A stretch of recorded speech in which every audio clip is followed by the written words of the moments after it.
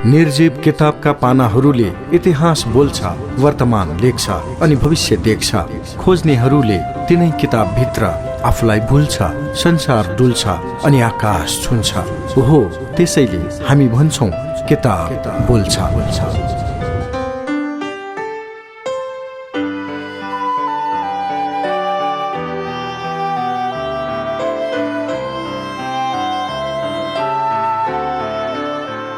नमस्कार, स्वागत छ कार्यक्रम किताब बोल्छ।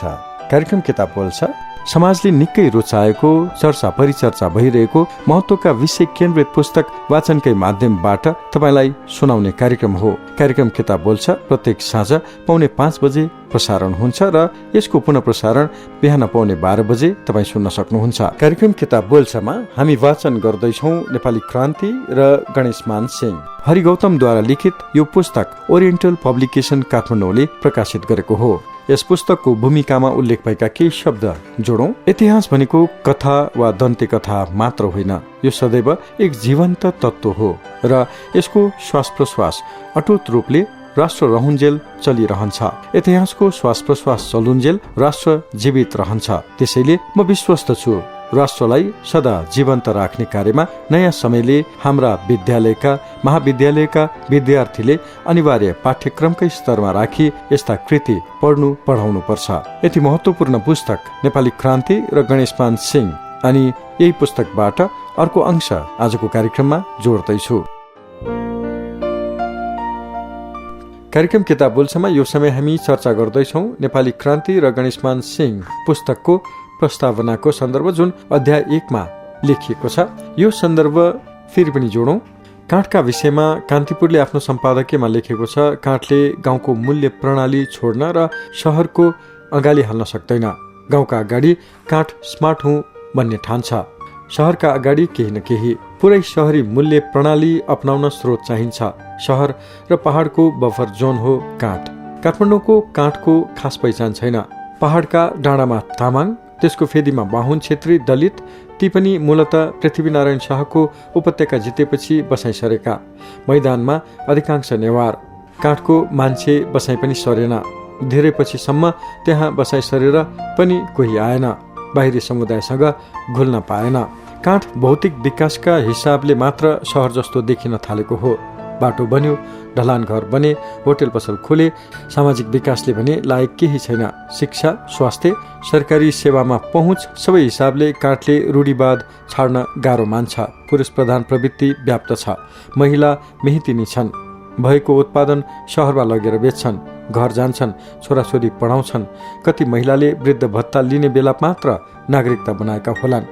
सरकारी जागिर पनि सानो तिनोमै सन्तुष्ट हुने। शहरको मात्र वरिपरि भयो, काठ सत्ताको होइन। विद्रोह पनि कहिले गरेन, जीविका चलेकै छ भनेर चुप लाग्यो। जे छ त्यसैमा सन्तुष्ट भएर एक मानो खान कहिले दुःख भएन। जग्गा धेरै भएर होइन, धेरै फलेर त्यही मलिलो ठाउँ शहरीकृत हुँदैछ। कुनै योजना छैन। भित्री सहर भन्दा पनि कुरूप हुँदैछ। अहिले पनि काठको अवस्था देख्दा दुःख लागेर आउँछ। लिच्छवी कालका शिलापत्रमा प्राप्त भएका लेखोटका आधारमा काठमाडौँलाई ग्राम भनिन्थ्यो। त्यसैले काठमाडौँ पछिसम्म पनि गाउँ जस्तै रहेछ भन्ने थाहा हुन्छ। त्यसको नमुनाको रूपमा ढोकाटोल मास्तिरको टोललाई सुन्ता गाउँ भनिन्थ्यो। वास्तवमा त्यो गाउँ भएर होइन, सहरभित्र पनि गाउँ जस्तै भएर हो। यहाँको सामाजिक, आर्थिक, शैक्षिक अवस्था पनि गाउँको जस्तै थियो। कुनै आधुनिक उद्योग कल कारखाना नभएको, तर केही घरेलु कला कौशल र मठ मन्दिर पाटी पौवाले भरिएको यो शहर मध्यकालीन नेपालमा कलाको विकास देखेर नै चिनिया यात्रीले हामीलाई पनि यस्तै कलाकार चाहियो भनेपछि सरकारका तर्फबाट अरणिकोलाई चीन पठाएका थिए। एकताका यसलाई मन्दिरै मन्दिरको शहर पनि भनिन्थ्यो। मध्यकालमा विकास भएका कलाले आधुनिक कालसम्म धानेको छ। यहाँका मन्दिरका टुँडालमा कुँडिएका मूर्ति देख्दा जुनसुकै पर्यटकको मन लोभ्याउँथ्यो। त्यो बेला देशको विकास भनेको ठुला भवन, मठ मन्दिर, देवी देवताका मूर्तिलाई मानिन्थ्यो। जनताले खान पाएनन्। शिक्षा, दीक्षा, स्वास्थ्यबारे कसैको ध्यान थिएन।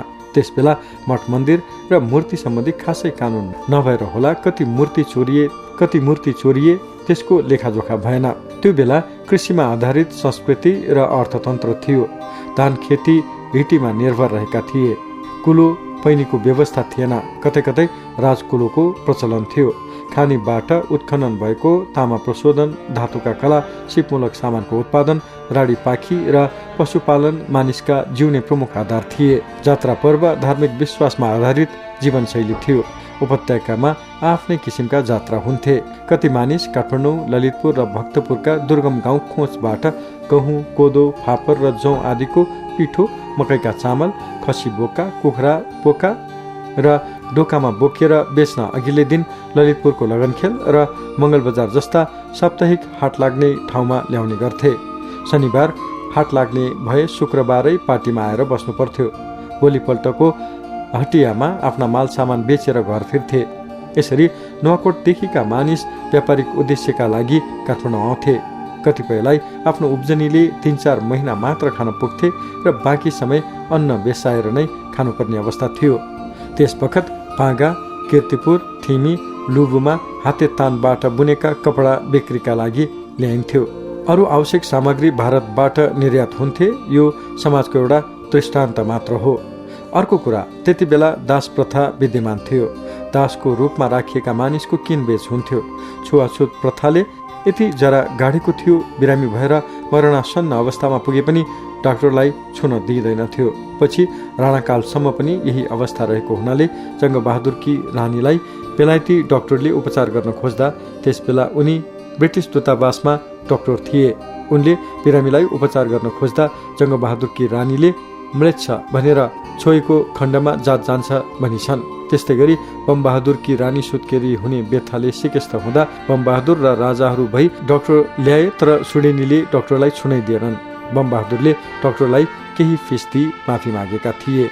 राजधानी बाहिर बस्ने मानिस काठमाडौँलाई नेपाल भन्थे। 3 शहरदेखि बाहिर पहाडका हुन् वा मधेसतिरबाट आएका हुन्, कसैलाई पनि काठमाडौँमा बस्नेले राम्रो दृष्टिले हेर्दैनथे।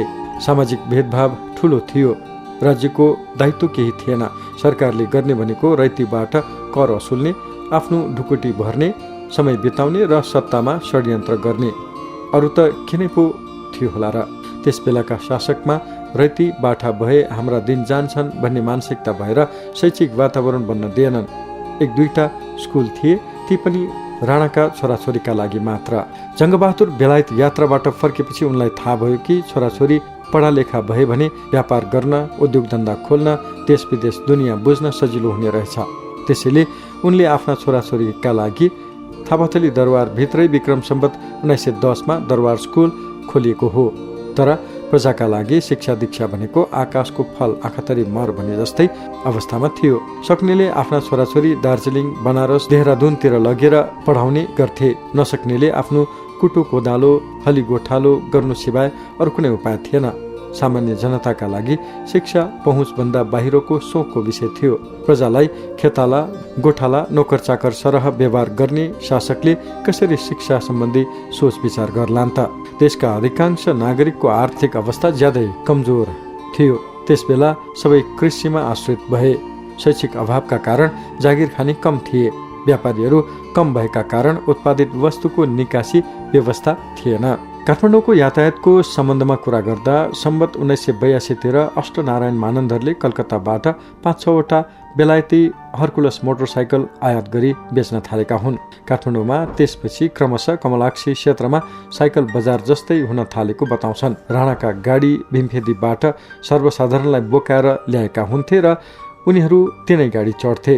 सर्वसाधारणको यातायातको अवस्था पनि त्यस्तै थियो। एकाध विशिष्ट मानिसका घरमा मोटर, बग्गी र साइकल हुन्थे। मध्यम वर्गका घरमा घोडा, निम्न मध्यम वर्गका घरमा कसैले साइकल राख्थे। प्राय सबैको जीवन पैदलबाट चल्दथ्यो। तत्कालीन समयमा यातायात र सञ्चारको व्यवस्था नहुनाले पनि राणा विरोधी गतिविधि देशव्यापी हुन सकेन। अरू सर्वसाधारणको अनुभव यस्तो छ। विक्रम सम्वत 2000तिरको आफ्नो अनुभव राजेश्वर देवकोटा यसरी सुनाउँछन्। यहाँ सबैले हिँडेर नै काम पुरा गर्नु पर्थ्यो। त्यो कष्टसाध्य समयमा कोहीसँग साइकल हुन्थ्यो। लक्ष्मीप्रसाद र सम साइकलमा यात्रा गर्नुहुन्थ्यो। लक्ष्मीप्रसाद देवकोटाले चढ्ने साइकल आफ्नो होइन क्यारे, प्राय थोत्रो मैलो हुन्थ्यो, तर समको साइकल सुकिलो हुन्थ्यो। लेखनाथले त हिँडेरै कति ठिटालाई भेट्नु पर्थ्यो भने कसैले लडी चढ्थे। यसरी चलेको थियो काठमाडौँको यातायात सम्बन्धी जनजीवन। मासिक 12-15 रुपियाँले गुजारा चलाउँथे। अड्डा अदालतमा निगालाको कलम, ध्वाँसो, गाजल र तेल मिसाएर बनाएको घरेलु मसीको प्रयोगले काम चल्थ्यो। मजदुरी गर्ने मानिसको जीवनशैली हेर्दा एक खिली चुरोट 2-3 जनाको बीच पालो गरेर खान्थे। यहाँको व्यापार कलकत्ता र तिब्बतमा हुन्थ्यो। व्यापारमा उनका सामान र धातुबाट बनेका कलात्मक सामान निर्यात हुन्थे। नेपालको व्यापार नेवारको हातबाट माडवारी र कलवारको हातमा क्रमशः जान थालेको धेरै समय भएको थिएन। सानातिना खुजुरे पसल मात्र नेवारले गर्दथे। जनताको अवस्था 2 तहको थियो, गुजारामुखी जीवन चलाउने र शौखिन जीवनमा बाँच्ने शासक परिवार तथा भारदार। कार्यक्रम किताब बोल्छ तपाईँ सुन्दै हुनुहुन्छ। कार्यक्रममा हामी नेपाली क्रान्ति र गणेशमान सिंह पुस्तक वाचन गर्दैछौँ। हरि गौतमद्वारा लिखित यो पुस्तक ओरिएन्टल पब्लिकेसन काठमाडौँले प्रकाशित गरेको हो। पुस्तकका शब्द लेखकको मात्र हामी वाचनको माध्यमबाट तपाईँसम्म पुर्याउँदैछौँ। पुस्तकको अर्को अंश सुनाउन भोलि तपाईँसँग फेरि पनि भेट्नेछु। आजको लागि प्राविधिक सहकर्मी रेहन महर्जनलाई धन्यवाद दिँदै म सुरज वीर बज्राचार्य पनि छुट्टिन्छु। नमस्कार।